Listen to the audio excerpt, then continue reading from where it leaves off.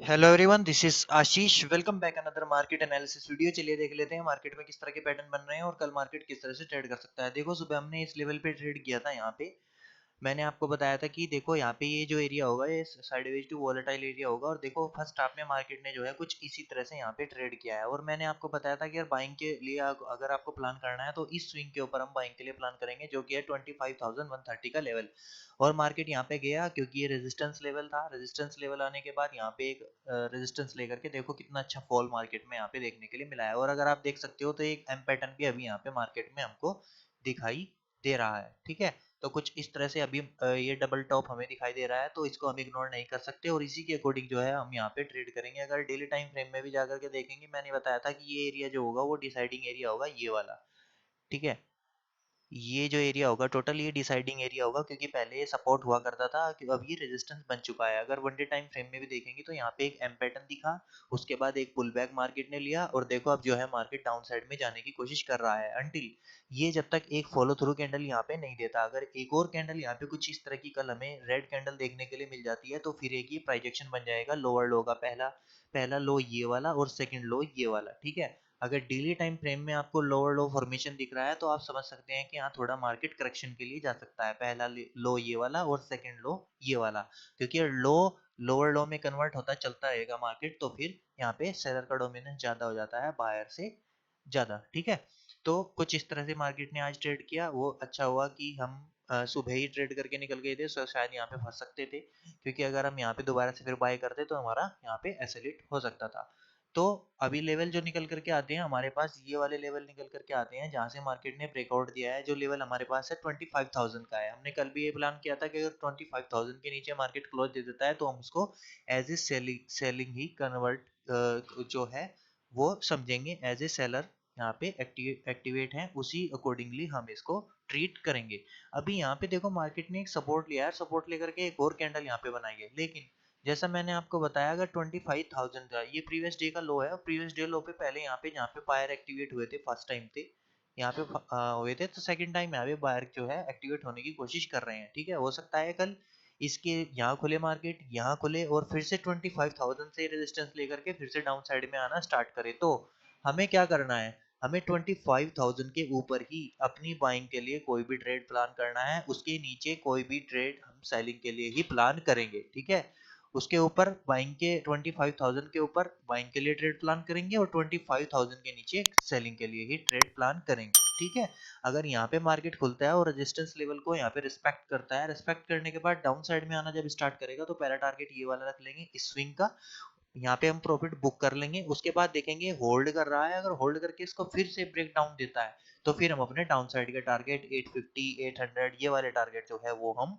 रख लेंगे। ठीक है, क्योंकि जब मार्केट देखो डाउन साइड में चलता है इस तरह से, तो ये अपने स्विंग ब्रेक डाउन करता हुआ चलता रहता है। जैसे यहाँ पे एक स्विंग ब्रेक डाउन किया, यहाँ पे एक स्विंग ब्रेक डाउन किया, इस तरह से ब्रेक डाउन करता हुआ मार्केट चलता रहता है। जैसे हायर हाई में जब जाता है तो अपने स्विंग जो है वो ब्रेक डाउन ब्रेकआउट करते हुए चलता है, ब्रेकआउट करते हुए चलता है। ठीक है, तो कुछ इस तरह से मार्केट का हमें यहाँ पे सिनेरियो अभी दिख रहा है। तो फ्लैट की कंडीशन में हम सेलिंग के लिए प्लान करेंगे, 25,000 के नीचे मार्केट रहेगा, अगर अपसाइड में जाने लगा इसको जाने देंगे।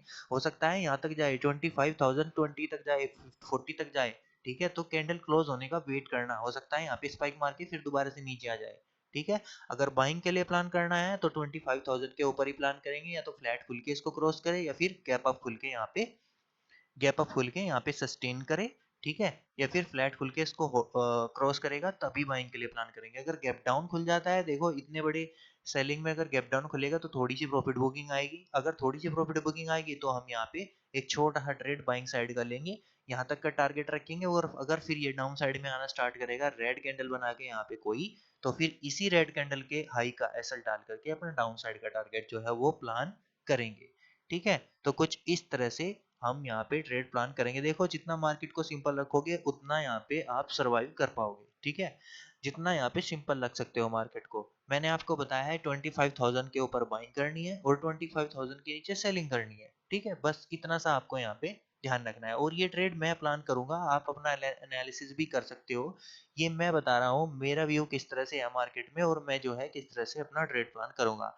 अभी अगर बैंक निफ्टी को देखेंगे, बैंक निफ्टी ने एग्जैक्टली जो है 51,000 पे ही क्लोजिंग मार्केट ने दी है। ठीक है, अब देखो, अगर ये दोबारा यहाँ से जाने लगा, ठीक है, मानने की बात है, यहाँ पे खुल गया, फ्लैट खुल गया, यहाँ पे एक कैंडल भी हमें दिख रही है अपोजिट कलर की, ठीक है, यहाँ पे थोड़ा सा ऊपर जा करके फिर इसको डाउन साइड में आ सकता है, क्योंकि हर लेवल पे अब रेजिस्टेंस मिलेगा इसको। देखो एक स्विंग इसने यहाँ बनाया, एक स्विंग यहाँ बनाया, एक स्विंग यहाँ पे, और फिर ये हाई है यहाँ पे।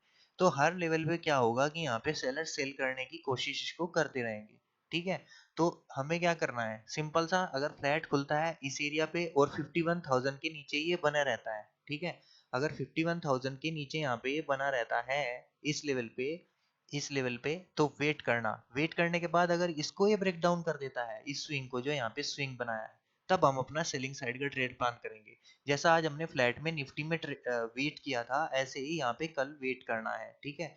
देखो ये ट्रेड तो कर रहा है 51,094 पे, क्लोजिंग मार्केट ने कहा दी है 51,010 पे, ठीक है, इसलिए मैं कह रहा हूँ थोड़ा सा वेट करना, इसको पहले खुलने देना। जब ये यहाँ पे खुल जाएगा, खुलने के बाद अगर इस लेवल को स्विंग को ब्रेक डाउन कर रहा है, तो तुरंत अपना सेलिंग साइड का ट्रेड प्लान करेंगे, और पहला टारगेट जो हम रखेंगे वो 800 का रख लेंगे, ये वाला, और सेकंड टारगेट अगर फिर हम रखेंगे तो वो 600 का यहाँ पे रख लेंगे, अगर ये डाउन साइड में निकलना स्टार्ट होगा तो।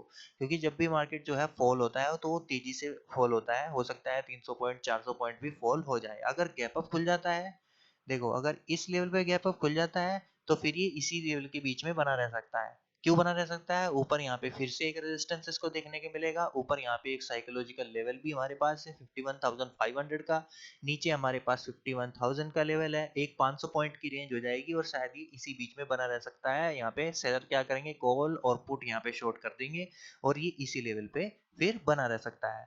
बस एक आप इस कंडीशन में आप ट्रेड यहाँ पे प्लान कर सकते हैं बाइंग के लिए। अगर आपको ट्रेड प्लान करना है तो आप यहाँ पे इस तरह से कुछ रेजिस्टेंस खींच लो, ठीक है, और ये यहाँ पे एक सपोर्ट खींच लो। यहाँ पे एक सपोर्ट हो गया, एक रेजिस्टेंस हो गया। पहले हम मार्केट को, अगर मार्केट अपसाइड में जाने लगा, ठीक है, यहाँ पे गैप अप खुलेगा, अपसाइड में जा रहा है, अगर ये अपसाइड में निकलता है तो अपसाइड में जाने देंगे, ठीक है। यहाँ पे अगर रेजिस्टेंस फेस करता है तो यहाँ पे आप सेलिंग साइड का ट्रेड प्लान करना, और पहला टारगेट ये वाला रख लेना, और सेकंड टारगेट ये वाला।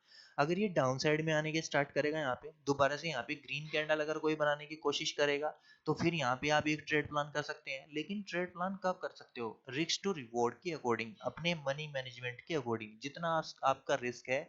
आज अगर आपका रिस्क 500 रुपीज का है, अगर 1000 रुपीज का है, तो बस उतना ही रिस्क लो। अगर 1000 रुपीज में हमारा ऐसा लेट हो गया, तो अगले दिन आओ, फिर नेक्स्ट डे आओ, नेक्स्ट डे आकर के अपना ट्रेड प्लान करो। अगर गैप डाउन खुल जाता है, तो देखो यहाँ से लगा के यहाँ तक सेलिंग आ जाएगी, तो सेलिंग आएगी तो थोड़ी सी प्रॉफिट बुकिंग आएगी, ठीक है, थोड़ी सी प्रॉफिट बुकिंग में एक ट्रेड प्लान कर सकते हैं। उसके बाद जब फिर ये डाउन साइड में निकलना होगा, तो फिर डाउन साइड में ट्रेड प्लान करेंगे, ठीक है।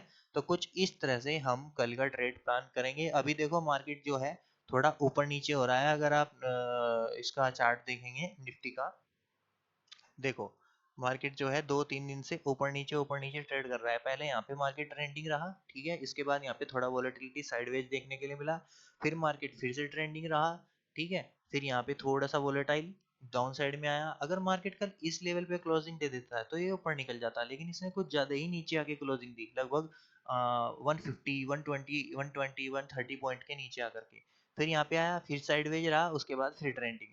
तो ये देखो, ये बायर और सेलर में देखो एक रोलर कोस्टर यहाँ पे जो है वो राइड बन रही है। और रोलर कोस्टर राइड में क्या होता है, ऑप्शन सेलर पैसा कमाता है, और ऑप्शन बायर जो होता है वो पैसा कम कमाता है। यहाँ पे एक स्कैल्पर पैसा कमा सकता है, ठीक है।